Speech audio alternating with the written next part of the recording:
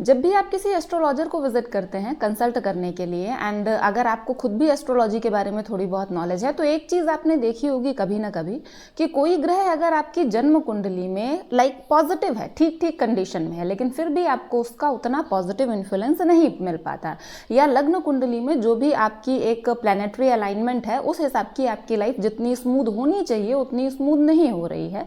And आपने ये भी देखा होगा कि कई एस्ट्रोलॉजर्स जब आपको कोई भी फलादेश करते हैं, प्रेडिक्शन, रेमेडीज कुछ भी बताते हैं, तो वो आपकी जन्म कुंडली के साथ साथ आपकी चंद्र कुंडली को भी कंसीडर करते हैं। इसलिए चंद्र कुंडली का कॉन्सेप्ट एक बेहद इंपॉर्टेंट कॉन्सेप्ट है। एंड इसमें क्या किया जाता है कि हम चंद्रमा को बेस मानकर सारे ग्रहों की, सारे प्लैनेट्स की जो अलाइनमेंट है, पोजीशन है, वो चेंज करते हैं। चंद्रमा से ही हम काउंट करते हैं, हम कंसीडर कर लेते हैं कि चंद्रमा आपका बेस है, बाकी सब ग्रहों की जो भी स्थिति होगी वो चंद्रमा के अकॉर्डिंग देखी जाएगी। एंड इसे हम कहते हैं चंद्र कुंडली। आपकी जन्म कुंडली है, चंद्र कुंडली है तो ठीक है, और अगर आपके पास आपकी चंद्र कुंडली नहीं है तब भी आपके पास आपकी लग्न कुंडली होगी। आप उसमें देखें किसी ना किसी हाउस में चंद्रमा जरूर लिखा होगा। अगर आपका चंद्रमा लग्न में ही है तो फिर आपकी चंद्र कुंडली और लग्न कुंडली एक ही है।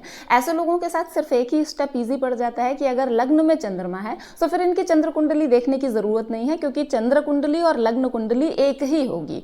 अगर आपकी जन्म कुंडली में लग्न के सिवा कहीं पे भी और चंद्रमा लिखा हुआ है, तो अब आपको क्या करना है कि उस चंद्रमा को बेस मान के अपने बाकी ग्रहों की पोजीशंस देखनी है। एंड जब भी हम कोई फलादेश करते हैं तो हम इस पोजीशन को भी जरूर कंसीडर करते हैं, इसे अवॉइड नहीं किया जा सकता, right. Now one more thing, एक ऐसी चीज भी आ सकती है कि कई लोग कहते हैं कि कौन सी कुंडली ज्यादा इंपॉर्टेंट है। एक्चुअली ऐसा कुछ भी नहीं है कि कोई कुंडली ज्यादा इंपॉर्टेंट है। लग्न कुंडली का अपना सिग्निफिकेंस है एंड चंद्र कुंडली का अपना सिग्निफिकेंस है, हम उसे अवॉइड किसी भी तरीके से नहीं कर सकते, राइट।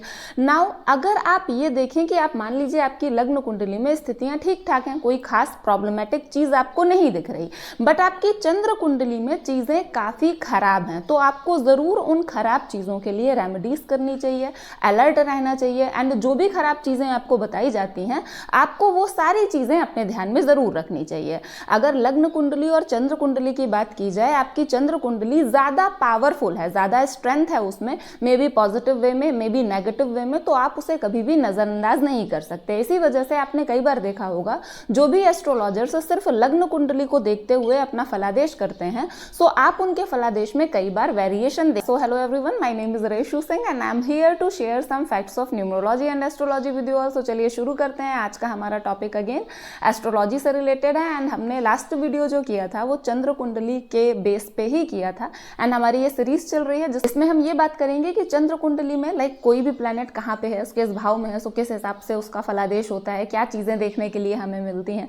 बिकॉज कुंडली में एंड लग्न कुंडली में थोड़ा बहुत वेरिएशन, थोड़ा बहुत आई मस्ट से कि भले ही थोड़ा बट बहुत इंपॉर्टेंट वेरिएशन आपको देखने के लिए मिल जाता है। सो हम चंद्र कुंडली में शनि की बात कर चुके हैं कि हम बात करेंगे कि चंद्र कुंडली में सूर्य की पोजीशन कैसी होती है, तो वो आपकी लाइफ को किस तरीके से इफेक्ट करती है। अगर आपके पास आपकी चंद्र कुंडली है देन इट्स वेरी ओके, आप अपनी चंद्र कुंडली खोल लीजिए एंड उसमें देखिए कि आपका सूर्य किस भाव में है, ठीक है। एंड अगर आपके पास आपकी चंद्र कुंडली नहीं है, आपके पास आपकी लग्न कुंडली है, सो आप देखिए उसमें चंद्रमा कहाँ पे लिखा है। किसी की लग्न हम चंद्रमा मानेंगे एंड उससे आगे का भाव जैसे दूसरा, तीसरा, चौथा, इस तरीके से काउंटिंग करते हुए हम चलेंगे। ओके, सो आप ये देख लीजिए कि आपकी चंद्र कुंडली में सूर्य किस भाव में है, एंड इसमें हर एक भाव में सूर्य किस तरीके से हमारी लाइफ को इन्फ्लुएंस करता है, क्या उसके प्रेडिक्शंस होते हैं, क्या ट्रेट्स होते हैं, किस तरीके के लोग होते हैं, पर्सनैलिटी कैसी होती है, उनकी लाइफ में क्या चलता है। सो हम इस बारे में बात करेंगे। चलिए शुरू करते हैं। Starting let me tell you one more thing कि अगर किसी जन्म कुंडली में लग्न और लग्नेश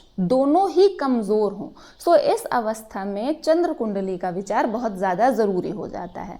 रेस्ट अगर आपकी लग्न कुंडली बहुत अच्छी है, मजबूत है, तो भी आपको मैं कहूंगी कि एक बार चंद्र कुंडली जरूर देख लेनी चाहिए। अदरवाइज फिर भी ठीक है, ऐसा कोई प्रॉब्लम नहीं होती। लेकिन अगर लग्न और लग्नेश दोनों कमजोर हैं या दोनों की पोजीशनिंग सही नहीं है, तब चंद्र कुंडली का विचार जरूर करना चाहिए। ये एक्चुअली फलादेश में बहुत ज्यादा हेल्प करता है, फलादेश को बहुत एक्यूरेट बनाता है। पहले बात करेंगे, अगर चंद्र कुंडली में सूर्य फर्स्ट हाउस जो होगा हमारा लग्न उसी में है, दैट मीन्स चंद्रमा के साथ है, कर रहे हैं, ये हम चंद्र कुंडली के लिए कर रहे हैं, ठीक है। सो यहाँ पे आप देखो, और आप इसको अपनी लग्न कुंडली से कैसे देखोगे, आप अपनी लग्न कुंडली में देखो, अगर सूर्य और चंद्रमा दोनों साथ हों तब ये बात आपके लिए है, ओके। सो ऐसे लोग सबसे पहले तो काफ़ी अट्रैक्टिव होते हैं, ब्यूटीफुल होते हैं, इंप्रेसिव होते हैं, उनका एक बिल्डअप बहुत अच्छा होता है, फिजिकली ये लोग बहुत अच्छे होते हैं देखने में, जहाँ पर भी जाते हैं लोग इनकी तरफ, इनके लुक्स की वजह से इनकी तरफ बहुत अट्रैक्ट हो जाते हैं। एंड आप ऐसे लोगों को देखोगे, मोस्टली इन लोगों का किसी न किसी तरीके से फॉरेन से कोई ना कोई रिलेशन जरूर होता है। कई बार ऐसा भी कहा गया कि ये लोग फॉरेन में जाके बस जाते हैं, मे बी इनका काम फॉरेन से रिलेटेड हो, या जिन चीज़ों के साथ डील कर रहे हो वो फॉरेन से रिलेटेड हो, एंड वो इन्हें बहुत फ्रूटफुल भी होती हैं। पर लग्जरी ओरिएंटेड देखे गए, ये हर तरीके का ऐश आराम चाहते हैं अपनी लाइफ में, एंड मोस्टली उसे पा भी लेते हैं। इनका एक माइंडसेट ही यही होता है कि हमें खूब अर्न करना है, लाइफ में आगे बढ़ना है, एंड हमें हमारे लिए, फैमिली के लिए हर एक तरीके की सुख सुविधाएं जुटानी है, एंड ये उन चीज़ों को जुटा भी लेते हैं। इनका जो माइंडसेट होता है वो लाइफ को ईजियर वे में एक हैंडल करने का होता है कि लाइफ कैसे और ज़्यादा स्मूथ, और ज़्यादा बेटर, और ज़्यादा ईजी हो। बहुत ज़्यादा स्ट्रगल इन्हें पसंद नहीं होता, एंड ये अवॉइड करते हैं चीज़ों को, ये सिंपल तरीके से करना ज़्यादा पसंद करते हैं। आर्ग्यूमेंट्स करना इन्हें बहुत ज़्यादा पसंद होता है, एंड जब भी किसी आर्ग्यूमेंट की बात आती है, सो इनका दिमाग इतना अच्छा चलता है, मोस्ट ऑफ द टाइम यही विनर होते हैं। आर्ग्यूमेंट्स इन्हें इतना ज़्यादा अट्रैक्ट करते हैं कि आर्ग्यूमेंट वगैरह छोड़ के कभी जा नहीं सकते। आर्ग्यूमेंट हो, डिबेट हो, या किसी चीज़ पे बहस चल रही हो, सो उन सब चीज़ों में इनका दिमाग बहुत एक्टिव होता है, एंड ये जानते हैं कि किस तरीके से हमें कौन सी बात कहनी है। कि ये ऐसे लोगों को कन्विंस करने में बहुत ज़्यादा एक्टिव नहीं होते, बट अगर कहीं पे डिबेट की बात आ जाती है, वहाँ पे ये लोग बड़े एक्टिव होते हैं। हम चंद्र कुंडली के बेस पे ही नेक्स्ट बात करेंगे कि अगर चंद्र कुंडली में आपका जो सूर्य है वो सेकंड भाव में है, दैट अपनी लग्न कुंडली देख रहे हैं, सो चंद्रमा से गिनिए, अगर सूर्य आपका जस्ट चंद्रमा से आगे है, सो ये माना जाएगा कि चंद्र कुंडली में आपका सूर्य दूसरे भाव में है। एंड जो सेकेंड हाउस होता है, इसे हम धन संचय का भाव कहते हैं, वाणी का भाव कहते हैं। अगर चंद्र कुंडली में यहाँ पे सूर्य है, सो ऐसे लोग स्ट्रेट फॉरवर्ड हो जाते हैं, ये लोग बिना डरे अपनी बात रखते हैं, सच बोलते हैं, एंड अनफिल्टर्ड बोलने की वजह से इन्हें कई लोग समझते हैं कि इन्हें बात करने का तरीका नहीं है, या कई लोग ये भी समझते हैं कि ये बड़े हार्श हो रहे हैं, बट एक्चुअली ये लोग सही बात कहते हैं। एंड मे बी जब आप इनसे बातचीत करो, ये आपको चीज़ें बोलें, सो उस समय आपको भी ऐसा लगे कि ये रूड हैं, या फिर इनको किसी चीज़ का बहुत ज़्यादा घमंड है, या फिर बहुत हार्श है, बट कुछ टाइम बाद आपको भी रियलाइज़ होगा कि जो चीज़ें इन्होंने बोली हैं वो सही बोली हैं। इन लोगों का सोसाइटी में रिस्पेक्ट होता है, एंड ये लोग रिस्पेक्ट अपने काम के बेस पर ही अर्न करते हैं। वो रिस्पेक्ट में भी अगर इन्हें लाइक जनरेशनल नहीं मिला है, फैमिली की तरफ से नहीं मिला है, तो इनके काम इस तरीके के होते हैं कि सोसाइटी में एक इनकी अच्छी रिस्पेक्ट होती है।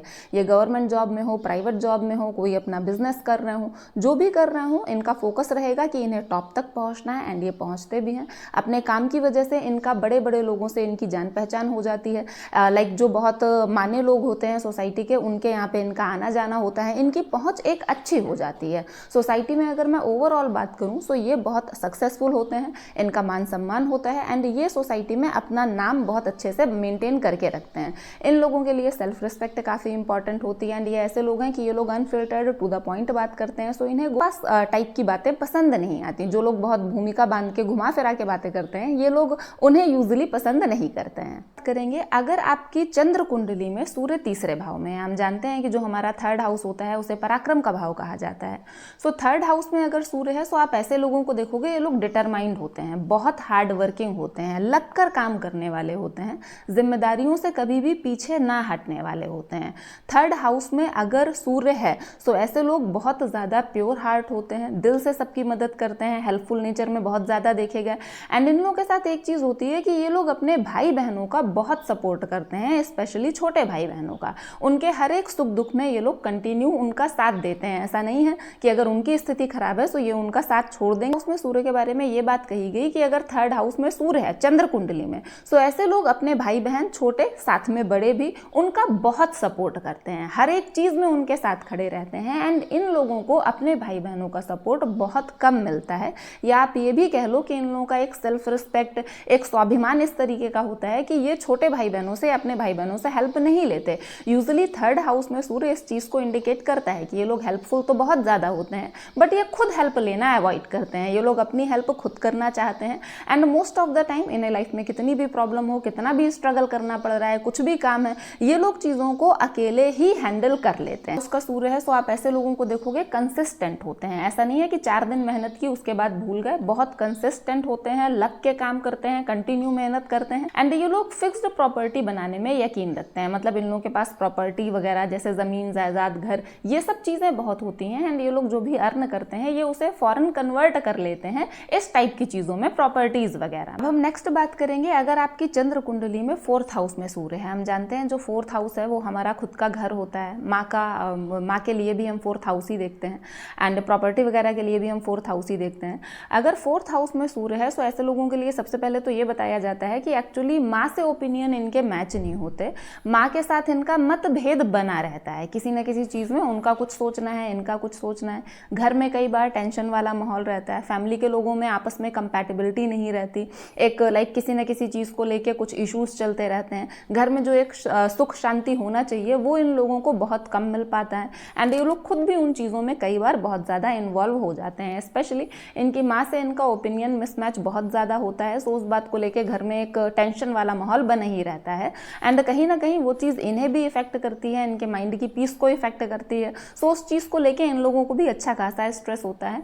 इन लोगों के पास प्रॉपर्टी फॉर श्योर होती है but most of the time जो इनकी प्रॉपर्टी होती है वो किसी ना किसी प्रॉब्लम में, मतलब ये उसका प्रॉपर तरीके से यूटिलाइज नहीं कर पाते। कोई ना कोई उसमें या तो विवाद चल रहा होता है या कुछ और इश्यूज होते हैं, ये नॉर्मल तरीके से उसका यूटिलाइज तो नहीं कर पाते। और ज़्यादा डिटेल के लिए कि किस तरीके की प्रॉब्लम्स हो सकती हैं एंड इनकी रेमेडीज क्या हो सकती हैं, आपको अपनी लग्न कुंडली का विचार भी जरूर करना चाहिए। अगर चंद्र कुंडली में 5th हाउस में सन है, सो आप ऐसे लोगों को देखोगे ये लोग इमोशंस हैंडल नहीं कर पाते, इन्हें प्रॉब्लम होती है इमोशंस को हैंडल करने में। कई बार इन्हें इसी वजह से बहुत ज़्यादा टेंशन होता है। कोई भी बहुत ज़्यादा खुशी की बात है या दुख की बात है, गुस्से की भी बात है, जब भी इंसान के साथ ऐसी चीज़ें होती हैं जहाँ पे उसके इमोशंस एक्सट्रीम लेवल पे होते हैं, ये लोग उन्हें हैंडल नहीं कर पाते। इसलिए कई बार ये लोग अपनों से, अपनी फैमिली से, अपने फ्रेंड्स से जो उनसे दूरी बनाना शुरू कर देते हैं एंड इसकी वजह से इन्हें जो एक मेंटल पीस मिलना चाहिए वो पीस नहीं मिल पाता।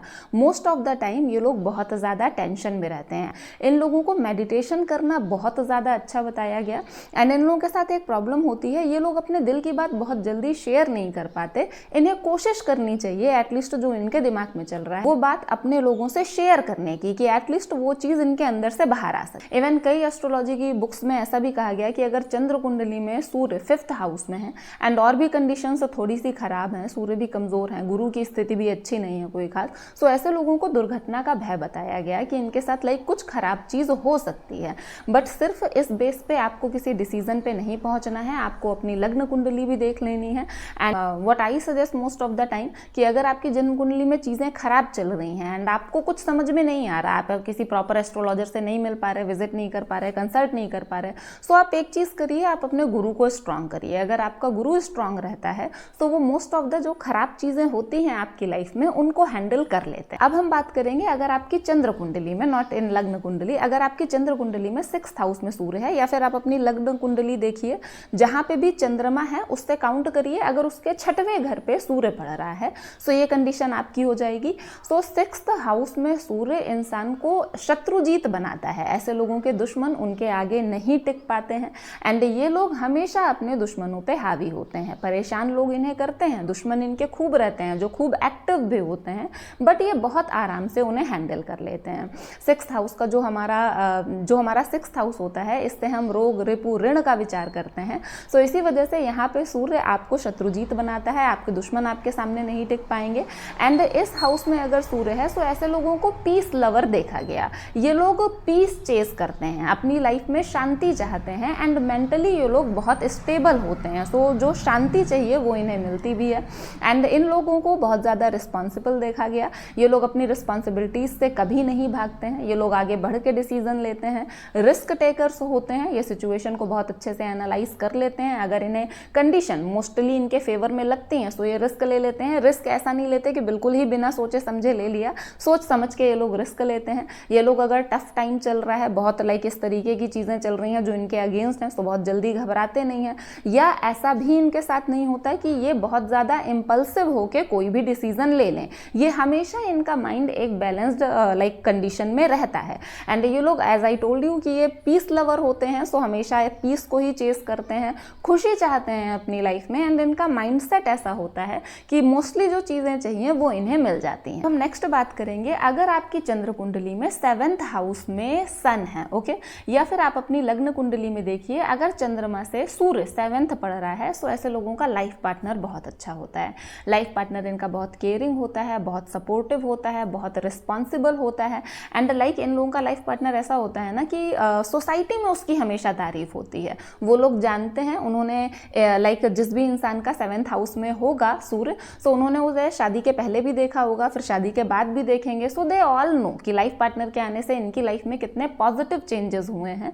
बहुत ही ज़्यादा अच्छा लाइफ पार्टनर होगा इनका, एंड बहुत केयरिंग भी होगा, एंड बहुत डिजर्विंग होता है। ये लोग ये बात जानते हैं, जिस भी इंसान का ऐसा लाइफ पार्टनर होगा वो ऐसा नहीं है कि अपने लाइफ पार्टनर के एफर्ट्स को लाइक नज़रअंदाज कर दे या ना माने। वो इस बात से अग्री करते हैं, इस बात के लिए बहुत ज़्यादा थैंकफुल होते हैं कि उनका लाइफ पार्टनर उनके लिए इतना केयरिंग है। बट इनकी लाइफ में लाइक फैमिली में प्रॉब्लम्स चलती रहती हैं, जो एक फैमिली का एटमॉस्फेयर है।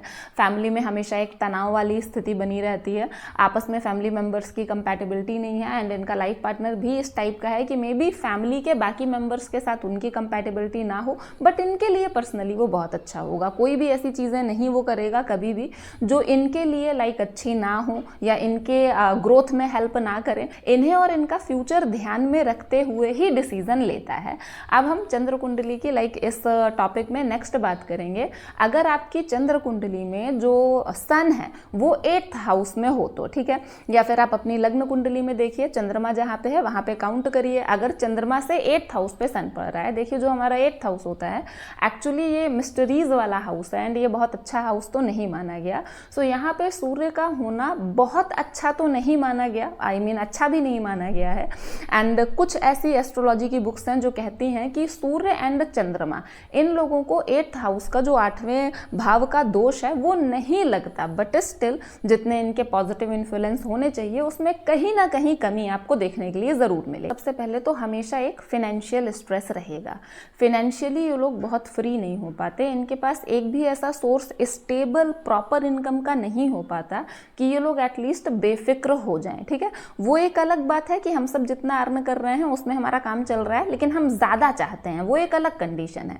एक कंडीशन ये होती है जिसमें हम अपने एक्सपेंसेस जो हैं वो भी नहीं पूरे कर पा रहे हैं, सो वो स्ट्रेस वाली स्थिति होती है। ऐसे लोगों के साथ अगर लग्न कुंडली में भी सूर्य की स्थिति सही नहीं है और भी स्थितियां गड़बड़ हैं तब, अदरवाइज सिर्फ चंद्र कुंडली के बेस पे कोई भी फलादेश फाइनल ना माने, अच्छे से देखें उसके बाद ही किसी डिसीजन पे पहुंचे। अभी देखिए 8th हाउस में I am going to tell something, ठीक है, जैसे कि यहाँ पे अगर सूर्य है तो फाइनेंशियल स्ट्रेस रहेगा, इनके एक्सपेंसेस इनकी इनकम के साथ मैच नहीं होंगे। जितनी इनकी इनकम होगी जो एक्सपेंसेस होंगे वो मे भी ऐसे हो जाएं, सडन हो जाएं, अचानक हो जाएं। वैसे भी अगर सन है 8th हाउस में सो सडन चीज़ें बहुत ज़्यादा होती हैं, सो उसमें मनी लॉस हो सकता है, डायरेक्टली बहुत सारा पैसा जा सकता है, बीमारियां कुछ ना कुछ लगी रहती हैं, सो हॉस्पिटल के खर्चे एंड ऑल। अगर स्टेबल इनकम का सोर्स रहता भी है तो भी एक्सपेंसेस ऐसे हो जाते हैं कि वो दोनों चीज़ें बैलेंस नहीं हो पाती।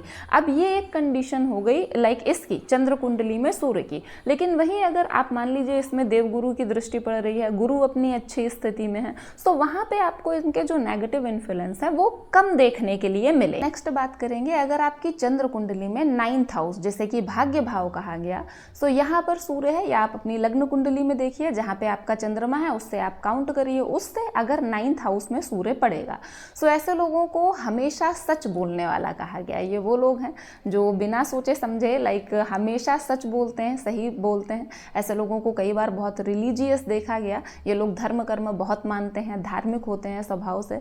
एंड ऐसे लोगों को कहा गया कि इन लोगों की भाइयों से नहीं बनती, most of the time problem चलती ही रहती है।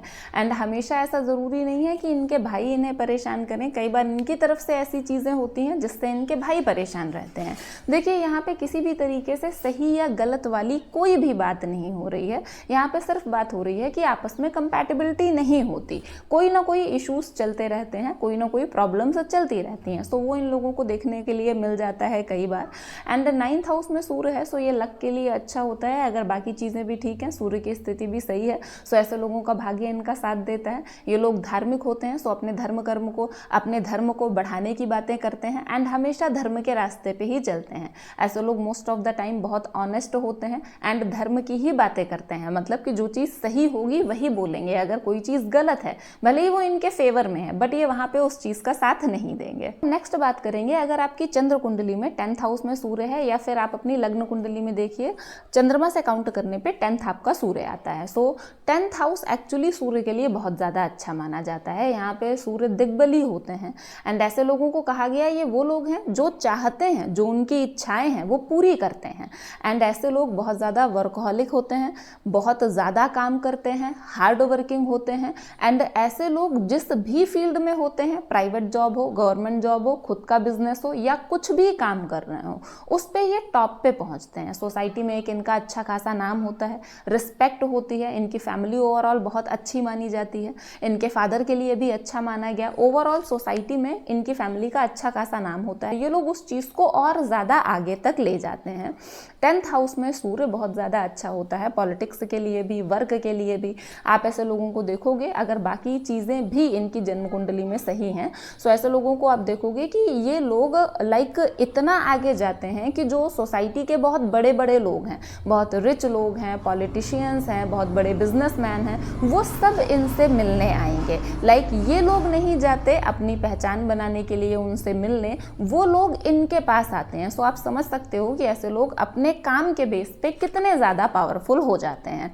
इसलिए 10th हाउस का जो सूर्य है, वो भले ही लग्न कुंडली हो, चंद्र कुंडली हो, अच्छी अवस्था में है, सो ये बहुत अच्छा माना गया है। ऐसे लोगों के पास बंगला, प्रॉपर्टी, पैसे, इन सब चीज़ों की कोई कमी नहीं होती। ये लोग खूब प्रॉपर्टी बना लेते हैं, खूब अर्न करते हैं एंड सुख शांति से हमेशा रहते हैं। अब हम नेक्स्ट बात करेंगे, अगर आपकी चंद्र कुंडली में 11th हाउस में सूर्य है। 11th हाउस हमारा इनकम वाला हाउस कहा गया। एंड अगर अपनी लग्न कुंडली में भी चेक कर लें, लग्न कुंडली में चंद्रमा से काउंट करें, अगर 11th पे सूर्य आ रहा है, तो आपका 11th हाउस में सूर्य होगा चंद्र कुंडली में, ठीक है। सो ये एक्चुअली बहुत अच्छा होता है। ऐसे लोग खूब अर्न करते हैं, खूब कमाते हैं, ये लोग सक्सेसफुल हो जाते हैं, समाज में इनका नाम होता है एंड इनकी बहुत बड़े बड़े लोगों से जान पहचान होती है। 10th हाउस के साथ कंफ्यूज मत रहिएगा। 10th हाउस में सूर्य इतना अच्छा माना गया है कि यहाँ पे बहुत बड़े लोग मिलने आते हैं उनके दरवाजे तक। एंड यहाँ पे लाइक इनकी पहचान होती है सोसाइटी में अच्छे ग्रुप्स में, लाइक इनकी एक रिस्पेक्ट होती है सोसाइटी में। एंड जो बड़े बड़े लोग हैं, गवर्नमेंट है, सरकारी ऑफिशियल्स हैं, ये सब आना जाना लगा रहेगा। ये लोग वहाँ से भी अच्छा एक अपना व्यवहार मेंटेन कर लेंगे। ये लोग काफ़ी इंटेलिजेंट होते हैं, नॉलेजेबल होते हैं एंड कई बार इनका नॉलेज कई फील्ड्स में होता है। शार्प माइंडेड होते हैं ये लोग, चीज़ों को ऑब्जर्व करना जानते हैं, एनालिसिस इन लोगों की बहुत ज़्यादा अच्छी होती है, पावरफुल होते हैं, they know how to use their brain. वो अपना दिमाग उसी फील्ड में लगाते हैं जहाँ से उन्हें रिटर्न में कुछ मिल सके। ये लोग जानते हैं चीज़ों को छोड़ना कब है, कौन सी चीज़ कब शुरू करनी है, कौन सा डिसीजन इनके लिए किस टाइम पे बहुत बेटर रहेगा। Most of the time money के साथ जो इनका रिलेशन होता है वो बहुत अच्छा होता है, टू द पॉइंट होता है। ये जो गेस करते हैं वो चीज़ें मोस्टली सही होती हैं एंड ये सब तब की बातें हैं जब सारी स्थितियाँ सही हैं। अगर सूर्य और अच्छा हो, बाकी भी चीज़ें अच्छी हैं, सो यहाँ पे सूर्य बहुत अच्छा माना गया है, इंसान को हर एक तरीके की सुख सुविधाएं देता है। अब हम नेक्स्ट बात करेंगे, नेक्स्ट चंद्र कुंडली में सूर्य के लिए लास्ट भाव आज जो है, अगर आपकी चंद्र कुंडली में जो सूर्य है वो आपका 12th हाउस में है, या फिर आप अपनी लग्न कुंडली में चंद्रमा से काउंट करिए। अगर काउंट करने पे जो सूर्य है वो 12th में आ रहा है, सो अब माना जाएगा कि चंद्र कुंडली में आपका सूर्य 12th हाउस में है। 12th हाउस में सूर्य बहुत ज़्यादा देखिए अच्छा तो नहीं माना गया। ये बात ठीक है कि आपके शत्रुओं के लिए अच्छा होता है, अगर आपके शत्रु हैं तो वो आपके सामने टिक नहीं पाएंगे, बट इमोशनल होते हैं ये लोग, इमोशनली ये लोग स्ट्रेस में रहते हैं। ओवर थिंकिंग का इशू इनको बहुत ज़्यादा होता है, उसकी वजह से ये लोग कभी शांति से नहीं रह पाते। कई बार ये लोग बड़े इम्पल्सिव हो जाते हैं, सो ऐसी बातें बोल देते हैं या ऐसा डिसीजन ले लेते हैं जो बाद में इन्हीं के लिए अच्छा नहीं होता। एक्सपेंसेस इनसे बहुत ज़्यादा हो जाते हैं, कई बार फालतू में हो जाते हैं जहाँ से इन्हें कुछ रिटर्न नहीं मिल रहा। एंड एक्सपेंसेस इनके इस तरीके के भी हो जाते हैं कि उन एक्सपेंसेस से इनको नुकसान ही हो रहा है। सो इनका जो पैसा है वो रुक नहीं पाता खुद के एक्सपेंसेस की वजह से, या बाकी चीज़ें भी ऐसी हो जाती हैं। सो वहाँ पे इनको एक इशू देखने के लिए मिलता है। एंड सेकेंड थिंग, इनकी खुद की ओवर थिंकिंग, जो ये ओवर थिंक करते हैं खासतौर पे नेगेटिव चीज़ों को लेकर। अगर इन्हें मैंने कुछ पॉजिटिव चीज़ भी सोचनी है, कोई डिसीजन लेना है, अपनी लाइफ के बारे में कुछ सोचना है, कोई अपॉर्चुनिटी मिल गई, सो ये उसको इतना ज़्यादा सोचते हैं, इतनी ज़्यादा उसकी एनालिसिस करते हैं हर एक डायमेंशन में जाके कि ये एंड ऑफ द डे किसी डिसीजन पे ही नहीं पहुंच पाते। सो इस टाइप की प्रॉब्लम्स इनके साथ देखी जाती है। सो ये था चंद्र कुंडली के 12 भावों में सूर्य का प्रभाव, कि जब चंद्र कुंडली के हर एक भाव में सूर्य होता है सो इसको किस तरीके से ये आपको इन्फ्लुएंस करता है। सिर्फ चंद्र कुंडली के बेस पे या लग्न कुंडली के बेस पे किसी भी फलादेश पे नहीं पहुंचना, हमें दोनों कुंडलियां कंसीडर करनी है, दोनों ही इंपॉर्टेंट होती हैं। एंड कई बार उन दोनों में से जो ज़्यादा पावरफुल होती है उस कुंडली का इफेक्ट हमें हमारी लाइफ में देखने के लिए ज़्यादा मिलता है। सो आई होप आप लोगों को आज का वीडियो अच्छा लगा। अगर आपको वीडियो अच्छा लगा है तो वीडियो को लाइक करें, चैनल को सब्सक्राइब करें एंड मिलते हैं नेक्स्ट वीडियो में। Till then thank you so much.